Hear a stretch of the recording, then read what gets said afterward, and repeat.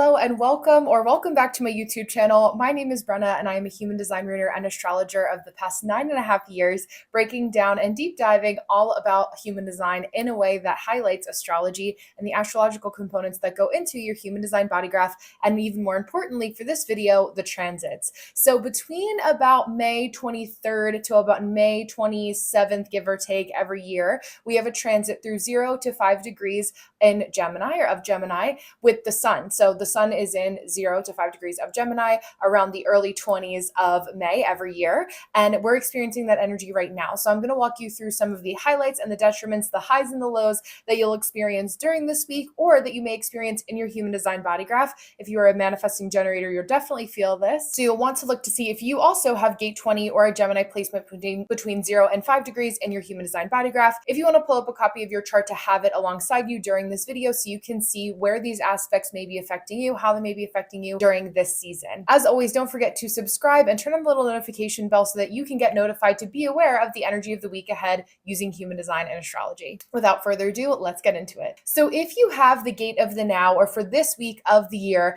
this is teaching you to be where your feet are. This is a really beautiful aspect that many generators and manifesting generators also have in their human design body graph that allows us to really tap into our sacral center. I'm a manifesting generator with gate 20 in my human design body graph, really tapping into that gut instinct. If you also know your incarnation cross and have right angle cross of the sleeping phoenix, you're going to notice that this is a really big grounding aspect for you, or a way that you shine, really being able to teach us how to live in the present moment, to really react and respond to life, being incredibly peaceful and knowing that everything we need is in the current moment, truly helpful. You are also people, or during this week, we're also experiencing our relationship to forgiveness, or our relationship to the word or the actions of forgiveness are really coming to fruition, where we feel this sense of renewal and rebirth moving forward, but maybe that comes with having to reflect on things of the past, what we have to let go of, what we have to shed during this time. We're somebody who really teaches us to be hyper aware of whatever's happening at the current moment. There's a really great quote that is from Ted Lasso, if you guys have seen that show, that's be curious, not judgmental, and focus on being really observational this week, and also all the time if you have this placement in your human design body graph. And that quote, being curious, not judgmental, leads us into people, or the first day of this transit, gate 20 in the first line, where it's somebody who's really quick and makes quirky slogans. Be curious, not judgmental. All of these phraseologies, these words, the vocabulary that really teach us, Gemini also being ruled by Mercury, so we see this here, really being able to use our words or think of slogans or use our phrases or our vocabulary to be creative about how we connect with people in the present moment. Maybe somebody comes to you to argue during this time of as we've experienced, because there's been a lot of Aries action that's been happening with Saturn in Aries and Neptune in Aries, all of this stuff that's kind of coming to the forefront. And we're learning how to be curious and really figure out how we want to respond to people for what our current but also long-term benefit is. It's really leaning into, when I'm observing this energy or this person, the communication, whatever it is that's coming to me or coming towards me, how do I really ground myself in what I am willing to perceive, what I know that I'm capable of perceiving, and what I really want to say to make sure that it has the biggest impact for myself and all parties involved, making sure that I'm conveying the correct message. Now, in a detrimented sense, so we don't use this placement for its exaltation, the detrimented sense is feeling like you always have to be superficial. And this is why a lot of Geminis, especially Gemini risings with this placement, will get the rap that they are two-faced, when really what they teach us is how to really lean into knowing what the most accurate sense of logic is at any present moment. So the two-facedness really comes from, when I get new data, I will then change my mind, and really looking at the relationship to superficiality.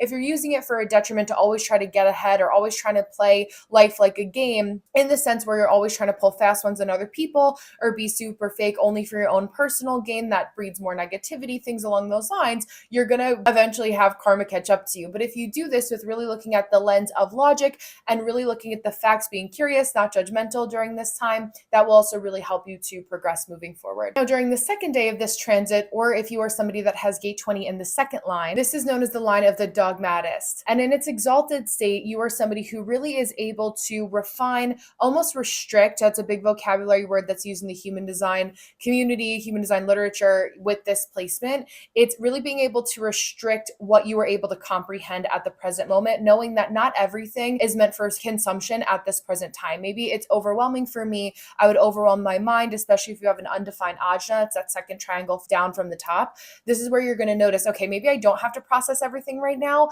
and I can just like absorb, as one of my mentors says, place it on the altar and observe it from afar, and then just kind of take a step back so that I can process. Now, in its detrimented aspect, it's somebody who wants to be a little bit more on the manipulative end and lead people to a more restricted sense of self. Maybe it's somebody who's trying to convince you to buy their shampoo in some MLM scheme, and it's the only shampoo that's ever going to work, and they're going to restrict you down that path. It's really paying attention to where other people are making you feel restricted, where you yourself are restricting other people, and does that actually benefit everybody during this time, if ever. Now, on the third day of this transit, or when you have gate 20 in the third line, in its exalted placement, this is known as self-awareness, or self-awareness in general. In its, again, exalted placement, this is somebody who is incredibly self-aware. As in human design literature, it says self-conscious, where you're aware of the self, not hyper super critical. But in its detrimented aspect, you're going to feel a little bit more self-conscious, maybe a little bit more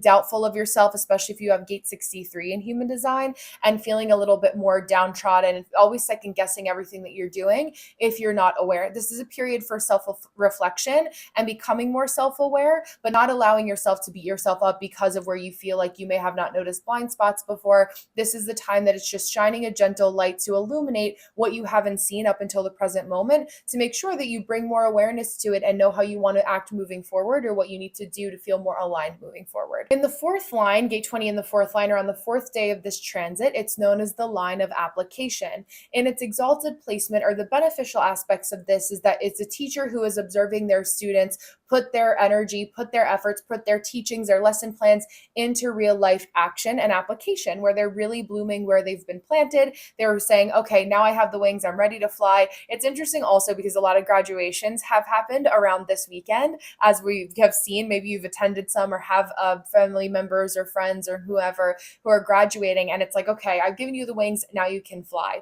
In its detrimented statement, it's talking a lot about concepts and doing things, but not really being able to allow yourself to follow through for whatever reason. So we want to talk about the concepts. We can sit there, not getting yourself sucked into another strategy call. If this is the 4th, 5th, 6th, 12th strategy call that you've had about a thing, right, or a project, you want to make sure that you're not falling victim to that, but really leaning and applying the knowledge that you've been given by teachers, by mentors at this time. Super helpful. Now, gate 20 in the fifth line, or on the fifth day of this transit, it's known as the line of realism, or this energy in its exalted placement, where the devil is in the details, but in the best way possible, where you're able to fixate on the details of making something perfect, making something more realistic, bringing something to life. These are really good days to focus on promoting something. Maybe you go on live or release a Substack article that allows you to go into depth about whatever subject you're interested in, something that you've learned, gathered all the data for at this time. And now, with gate 20 being the gate of the now, you're ready to release and launch it and share it with the world. In its detrimented placement, this is where you hyperfixate on the negative and add to what's called the instability, or shaking of the foundation, shaking of the infrastructure, where you're complaining about all the things that have gone wrong rather than focusing on the things that have gone right. And while it's always good to take notes of things like that, it's hyper focusing and being known for the negativity, the negative aspects of something, only sharing the negativity rather than focusing on, okay, we see this thing, we may not like it, but here's what we're going to do about it. Also helps with the day prior being the day of application. If we haven't taken action, we need to figure out how to take aligned action to make ourselves more happy in whatever it is that we know that we need to do and act upon right now. On the last day of this transit, or if you have gate 20 in the sixth line, this is known as the line of wisdom. This is a great day to really focus on understanding a universal concept through your personal experience and being able to teach it to other people. The sixth line always holds the energy of the role model. If you have a 6 in your profile in human design, you'll know what this is. So 6-2, for example, is going to have that role model archetype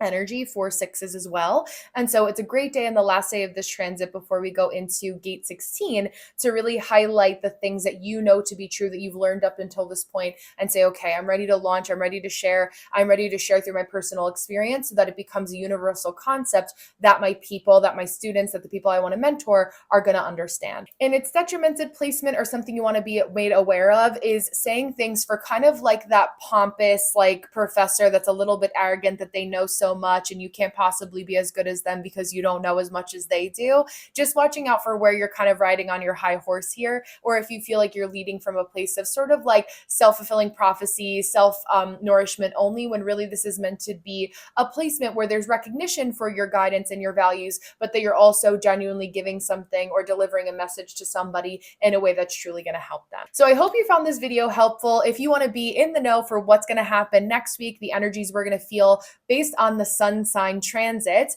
be sure to subscribe and follow. And if you have any questions about how gate placements affect your specific human design personally, just feel free to drop a comment in the comments below and I'd be happy to help you. Thank you so much. And I will see you next week for gate 16, that transit of Gemini season from about 5 to 10 degrees.